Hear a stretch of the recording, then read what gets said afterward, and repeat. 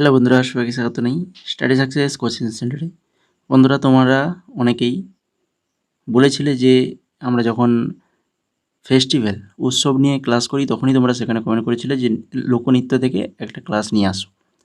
আমিও তোমাদের বলেছিলাম যে আগের ক্লাসে তোমাদের জন্য অবশ্যই একটা লোকনৃত্য থেকে ক্লাস নিয়ে আসব। তো সেই কথা মতো আজকে চলে এসেছি তোমাদের 50খানা ইম্পর্ট্যান্ট ভারতের লোকনৃত্য নিয়ে, যেগুলো তোমাদের এসএসসি এমটিএসের জন্য তো খুবই গুরুত্বপূর্ণ।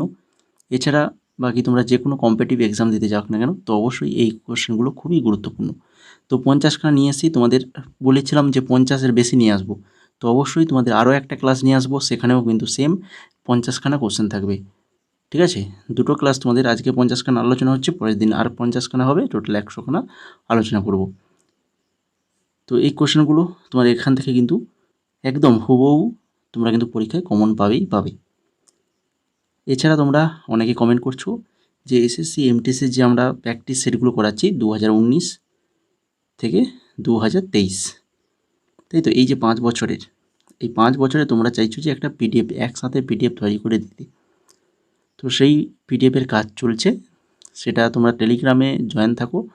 টেলিগ্রামে সেখানে কিন্তু সমস্ত আপডেট পেয়ে যাবে পিডিএফ যখন রেডি হয়ে যাবে। 19 থেকে 23 পুরো 5টা সালের যে সকল কোশ্চেনগুলো এসেছিলো তা সম্পূর্ণ বাংলাতে উত্তর সহ এবং সেই সঙ্গে বিস্তারিত আলোচনা থাকবে। এইভাবেই পিডিএফটা তৈরি করা হচ্ছে। সেই পিডিএফটা তৈরি হয়ে গেলে তোমাদেরকে টেলিগ্রামে জানিয়ে দেওয়া হবে। টেলিগ্রামে অবশ্যই যারা যুক্ত নেই, যুক্ত হয়ে যাও, ওইখানে সমস্ত আপডেট দেওয়া হবে। তো চলো এখন শুরু করি আজকের ক্লাসের প্রথম কোশ্চেন। বাগুরম্বা উপজাতি নৃত্য কোন রাজ্যে পরিবেশিত হয়? বাগুরম্বা উপজাতি নৃত্য এটা পরিবেশিত হয় কোথায়? না হচ্ছে আসাম। আসামে তোমরা জানো বিহু, তার সঙ্গে মনে রাখো যে বাগুরম্বা উপজাতি নৃত্য এটা আসামে হয়ে থাকে। এরপরে 2 নম্বর কোশ্চেন দেখো, নিচের কোন নৃত্যটি আসামের বড়ো উপজাতি দ্বারা পরিবেশিত হয়? তো আসামে তো বিহু রয়েছে, এখানে কি বলেছে? বড়ো উপজাতি দ্বারা পরিবেশিত হয়, সেটাও কিন্তু এই বাগুরম্বা। তাহলে বুঝতে পারছো, আসামের বাগুরম্বা নৃত্য যেটা বড়ো উপজাতি দ্বারা পরিবেশিত হয়। এরপরে চলে যাও 3 নম্বর কোশ্চেন, নিচের কোন লোকনৃত্য মধ্যপ্রদেশের অন্তর্গত? মধ্যপ্রদেশের অন্তর্গত লোকনৃত্য কোনটি? সঠিক অ্যান্সার অপশান নাম্বার 1, বেরেদি বা যাদব নৃত্য। বেরেদি বা যাদব নৃত্য যেটা হচ্ছে মধ্যপ্রদেশের লোকনৃত্য। বাগুরম্বা তো এক্ষুনি বললাম। আর বাকি দেখো, লুর নৃত্য। লুর নৃত্য এটা হচ্ছে হরিয়ানার, আর লাবণী হচ্ছে মহারাষ্ট্রের। বোঝা গেল। এরপরে আমরা চলে যাব 4 নম্বরে, ওটাম থুল্লাল এবং কুদিয়াট্টম নৃত্য ড্যাশ রাজ্যের সাথে সম্পর্কিত? ওটাম থুল্লাল এবং কুদিয়াট্টম দুটো নৃত্য, এই দুটো নৃত্য কোন রাজ্যের সাথে যুক্ত? না হচ্ছে কেরালা রাজ্যের সাথে যুক্ত। পরবর্তী 5 নম্বর কোশ্চেন দেখো, মালওয়া সম্প্রদায়ের নৃত্য হলো ড্যাশ। মালওয়া সম্প্রদায়ের নৃত্য কোনটা? মাটকিটা হচ্ছে মালওয়া সম্প্রদায়ের নৃত্য। নৌরতা নামক লোকনৃত্যটি মধ্যপ্রদেশের নিচের কোন অঞ্চলে পরিবেশিত হয়? তাহলে নৌরতা সেটা হচ্ছে মধ্যপ্রদেশের নৃত্য, এটা মনে রাখবে। কোন অঞ্চলে পরিবেশিত হয়? বুন্দেলখণ্ডতে পরিবেশিত হয়, প্রচলিত রয়েছে এটা। 7 নম্বর দেখো, জাত যতীন বিহারের একটি লোকনৃত্য। জাত যতীন যেটা কোথাকার? বিহারের। এটি প্রধানত ড্যাশ দ্বারা সঞ্চালিত হয়। এটি কাদের দ্বারা সঞ্চালিত হয়? জাত যতীন। তাহলে জাত যতীন বিহারের লোকনৃত্য, এটি সঞ্চালিত হয় মহিলাদের দ্বারা সঞ্চালিত হয়ে থাকে। হিন্দিতে এই নাচের অর্থ বিচ্ছেদ। হিন্দিতে এটাকে বিচ্ছেদ বলা হয়। এটি নারীর বেদনার চিত্র। এই লোকনৃত্য একমাত্র ভারতের কোন রাজ্যে পরিবেশিত হয়? ওই নৃত্যটি ভারতের কোন রাজ্যে পরিচিত হয়, যার নাচের অর্থ হচ্ছে বিচ্ছেদ? এটা হয়ে থাকে বিহার রাজ্যে। রবীন্দ্রনাথ ঠাকুর শান্তিনিকেতনে ড্যাশ নৃত্যকে পুনর্জীবিত করেছিলেন? রবীন্দ্রনাথ ঠাকুর শান্তিনিকেতনে কোন নৃত্যকে পুনর্জীবিত করেছিলেন? মণিপুরী নৃত্যকে পুনর্জীবিত করেছিলেন। বীরনাট্যম হলো নিচের কোন রাজ্যের বিখ্যাত আচারিক নৃত্য? বীরনাট্যম এটা হচ্ছে অন্ধ্রপ্রদেশের একটি বিখ্যাত আচারিক নৃত্য। কালবেলিয়া নৃত্য রাজস্থানের কোন জেলার সম্পর্কিত? কালবেলিয়া রাজস্থানের কোন জেলার সাথে সম্পর্কিত? রাজস্থানের যোধপুর জেলার সাথে সম্পর্কিত। নৃত্যশিল্পী এবং তবলাবাদকের মধ্যে একটি প্রতিযোগিতামূলক এবং কৌতুকপূর্ণ আবৃত্তি যুগলবন্দি কোন নৃত্যে পাওয়া যায়? নৃত্যশিল্পী এবং তবলাবাদকের মধ্যে প্রতিযোগিতামূলক কৌতুকপূর্ণ একটা আবৃত্তি এবং যুগলবন্দি থাকে, সেটা কোন নৃত্যে? কত্থক নৃত্যে কিন্তু এরকমই হয়ে থাকে। তারপরে দেখো মোহিনীআট্টম শব্দের অর্থ কী? এই ধরনের কোশ্চেন কিন্তু 2023 এসেছিল। মোহিনীআট্টম শব্দের অর্থ সেটা হচ্ছে সুন্দরী মহিলার নাচ। এরকম থাকে সুন্দরী মহিলাদের নাচ। এটা কোন নৃত্যের অর্থ? মোহিনীআট্টম। এরকম আর কি। 14 নম্বর দেখো সামাজিক বিষয়বস্তু সম্বলিত একটি লোকনৃত্যের নাম বলুন। এর দুটি প্রধান ঐতিহ্য রয়েছে, একটা হচ্ছে হাতরাস ঐতিহ্য আর একটা হচ্ছে কানপুর ঐতিহ্য। বলো কোন লোকনৃত্যের দুটি প্রধান ঐতিহ্য রয়েছে, একটা হাতরাস ঐতিহ্য আর একটা হচ্ছে কানপুর ঐতিহ্য। নটাঙ্কি নৃত্যের দুটি ভাগ রয়েছে, দুটো ভাগ মনে রাখো, হাতরাস ঐতিহ্য, কানপুর ঐতিহ্য। অনেক সময় দুটো অপশানের মধ্যে যে কোনো একটা দিয়ে দেয় আর বাকি একটা বলতে দিতে পারে। 15 নম্বর দেখো সুসিনি ঝুমা খেয়াল তিনটে ভারতের কোন রাজ্যের কিছু উপজাতি নৃত্য? তিনটে নৃত্য একসঙ্গে পেয়ে যাচ্ছ। রাজস্থানের নৃত্যগুলো এগুলো কিন্তু প্রত্যেকটি। এরপর দেখো নিচের কোনটি মার্শাল আর্ট নৃত্য? এগুলো হচ্ছে ময়ূরভঞ্জের ছৌ নৃত্য, যেটাকে মার্শাল আর্ট নৃত্য বলা হয়। সোনাল মানসিং কোন ধরনের নাচের প্রতি আগ্রহী? সোনাল মানসিং যিনি ভারতনাট্যম সাথে যুক্ত।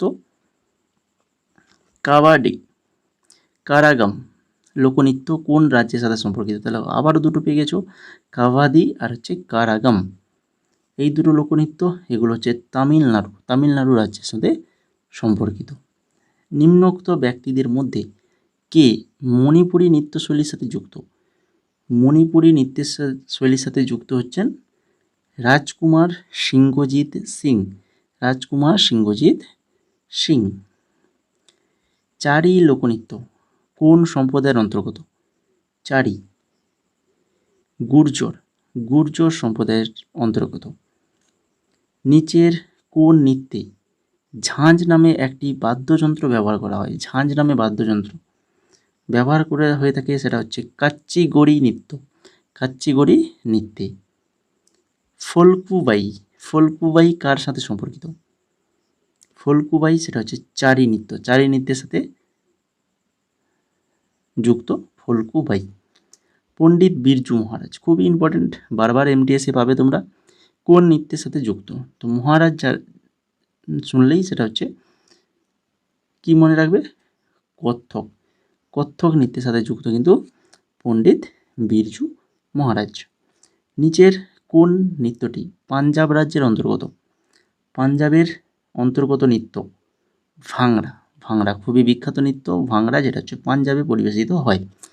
নিচের কোন রাজ্যের সাথে ডালখাই নামে জনপ্রিয় লোকনৃত্য ঐতিহ্যগতভাবে যুক্ত? ডালখাই নামের জনপ্রিয় লোকনৃত্য এটা কোন রাজ্যে? না হচ্ছে ওড়িশা রাজ্যে। এরপরে দেখো এখানে আরও যে রাজ্যগুলো রয়েছে গুজরাট, কেরালা এবং অরুণাচল প্রদেশ। তিনটি রাজ্যেরই আমরা প্রত্যেকটা নৃত্য জেনে নেব। তার আগে বলছি, তোমরা যারা এখনও ক্লাসটাকে লাইক করোনি, আমি বলিনি বলে তোমরা কিন্তু অনেকেই লাইক করোনি, তো অবশ্যই লাইক করে দাও ক্লাসটাকে যদি ভালো লেগে থাকে, আর বন্ধুদের মাঝে তো অবশ্যই শেয়ার করবে, ঠিক আছে? দেখো, গুজরাটের নৃত্যগুলো দেখে নাও। গরবা, ডান্ডিয়া, ভাওয়াই, টিপ্পানি, পদর, হুড্ডু, খুবই ইম্পর্ট্যান্ট নৃত্যগুলো রয়েছে। কেরালার হচ্ছে কথাকলি, মোহিনীঅট্টম, কোলকালি, ওটাম থুল্লাল, কুদিয়াত্তম, ওপ্পানা। অরুণাচল প্রদেশের আজিলামু, রোপি, হুরকানি, পুনং, সিংহ ও ময়ূরের নাচ। তারপরে হচ্ছে বিয়া, রেখামপাতা, পাপির এবং ওয়াঞ্চো। এগুলো হচ্ছে অরুণাচল প্রদেশের বিখ্যাত লোকনৃত্য। তাহলে তিনটে রাজ্যের লোকনৃত্যগুলো ভালো করে এগুলো মনে রাখবে, পারলে তোমরা এটাকে স্ক্রিনশট নিয়ে নিতে পারো। এর পিডিএফ আমি টেলিগ্রামে দিয়ে দেবো, উত্তর সহ টেলিগ্রামে পিডিএফ পেয়ে যাবে। আগেরটা আমরা যে ফেস্টিভ্যালের, তারও পিডিএফ আমি টেলিগ্রামে দিয়ে দিয়েছি, যারা সংগ্রহ করনি অবশ্যই সংগ্রহ করে নেবে। 26 নম্বর দেখো, নিচের কোন নৃত্যের ধরনটি ঝাড়খণ্ড রাজ্যের সাথে যুক্ত নয়? ঝাড়খণ্ডের সাথে যুক্ত নয় বলেছে, এটা খেয়াল করতে হবে। সেটা হচ্ছে ধিমসা। ধিমসা এটা ঝাড়খণ্ডে, এটা কোথাকার? এটা হচ্ছে অন্ধ্রপ্রদেশ। অন্ধ্রপ্রদেশের জনপ্রিয় লোকনৃত্যের মধ্যে রয়েছে ধিমসা। বাকি ঝাড়খণ্ডে তাহলে এখানে দেখে নাও, কর্মা, পাইকা, জামদা, এগুলো কোথাকার? ঝাড়খণ্ডের এই তিনটে নৃত্য। 27 নম্বর দেখো, ঝিকা দাসাইন।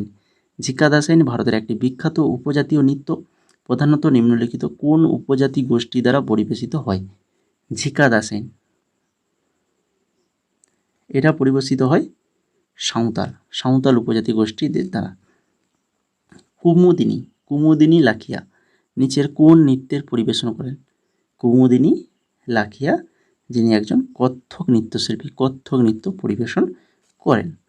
নিচের কোন ফসল কাটার উৎসব সূর্য দেবতার সম্মানে অনুষ্ঠিত হয় এবং মেঘালয়ের গারো উপজাতি পালন করে? বলো, ফসল কাটার উৎসব সূর্য দেবতার সম্মানে অনুষ্ঠিত হয়। ওয়ানগালা উৎসব, যেটা গারো উপজাতি দ্বারা পালন করে, এটা। এরপরে চলেছে 30 নম্বর। 30 নম্বরে কি রয়েছে? ভিলদের নৃত্য, যা 1.5 মাস স্থায়ী, 1.5 মাস বা প্রায় 40 দিনের মতো স্থায়ী থাকে ভিলদের নৃত্য, সেই নৃত্য হচ্ছে গাভরি। এখান থেকে দেখে নাও, এটি একটি লোকনাট্য যা শিব ভস্মাসুরের কাহিনী অবলম্বনে নির্মিত। শিব ভস্মাসুর। গাভরি হলো ভারতের রাজস্থানের ভিল, মেওয়ার অঞ্চলের মতো আদিবাসীদের মধ্যে প্রতি বছর জুলাই থেকে সেপ্টেম্বরে পালিত হয়। এটি 40 দিন ব্যাপী উৎসব। তাহলে গাভরি এটা ভারতে কোথায়? রাজস্থানের ভিল এবং মেওয়ার অঞ্চলের মতো আদিবাসীদের মধ্যে প্রতি বছর পালিত হয়, জুলাই থেকে সেপ্টেম্বরে 40 দিন ধরে হয়ে থাকে। 31 নম্বর দেখো,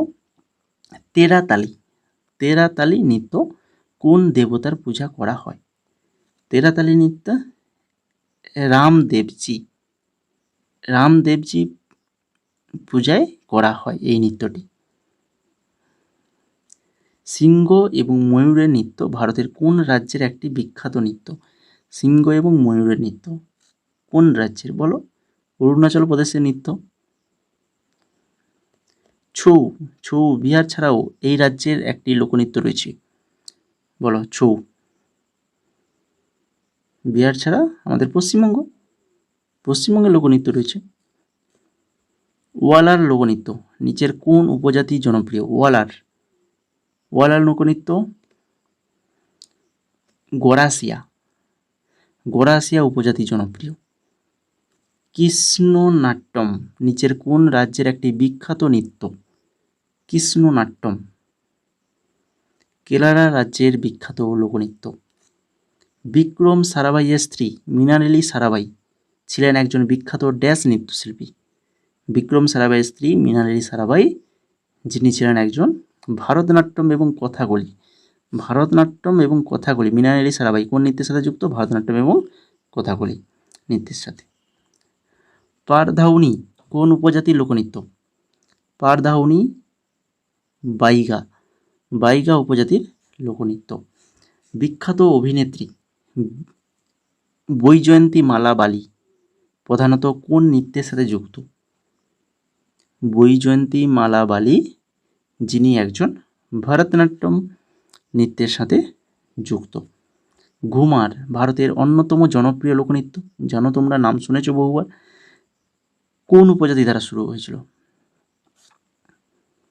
এটা শুরু হয়েছিল ভিল উপজাতি দ্বারা। ঘুমার রাজস্থানের একটি ঐতিহ্যবাহী লোকনৃত্য, অনেক সময় আসে ঘুমার কোন রাজ্যের লোকনৃত্য? হচ্ছে রাজস্থানের। এটি আগে দেবী সরস্বতীর উপাসনা করার জন্যই ভিল উপজাতি দ্বারা সম্পাদিত হয়েছিল। সরস্বতীর উপাসনা, এটাও মনে রাখতে হবে। বিখ্যাত নৃত্যশিল্পী অর্জুন মিশ্র কোন নৃত্যশৈলীর বিশেষজ্ঞ?